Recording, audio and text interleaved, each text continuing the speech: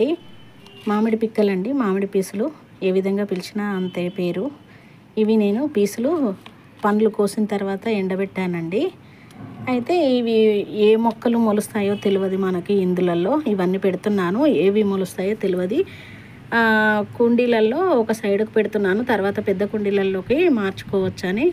సరేనండి, ఇక మామిడి చెట్టు ఇదండి, ఈ విధంగా ఒక్కొక్క దానిలో పెడుతున్నాను. మళ్ళీ మొలకలు వచ్చిన తర్వాత మీకు చూపించి వేరే కుండీలోకి పెట్టుకుందాం. చూడండి, మామిడి ఆకులు కొనాలంటే సిటీలో దొరకడం కష్టం కదా. ఏదో ఒక పీస్ పెట్టుకున్న మామిడి ఆకులు అంతకంతకు ఆసరా కదా. చూడండి, ఇలా చిన్న డబ్బాలో అయినా ఇట్లా పీసులు పెట్టుకోండి. మీరు ఇలా పెడుతున్నానండి. ఇవి మొలకెత్తిన తర్వాత చూద్దాం. ఇంకా మిగతావన్నీ పీసులన్నీ పెట్టుకుందాము.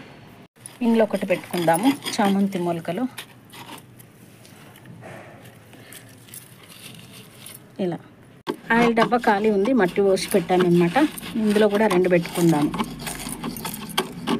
చూడండి, ఈ విధంగా నాటుకోవాలి అంతే. పిక్కలను కొంచెం మట్టి దగ్గరికి అనుకోవాలి. మొలకెత్తిన తర్వాత చూద్దాం. అంటే ఏ గింజ మరి మంచిగా ఉందో తెలియదు కదా మనకి. అన్ని కాయలన్నీ కోసి ఎండబెట్టాను. ఈ కుండీలో 2 పెట్టుకుందాము.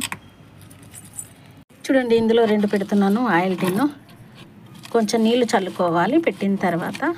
అంతేనండి, మొలకెత్తినాక చూపిస్తాను, చూద్దాం.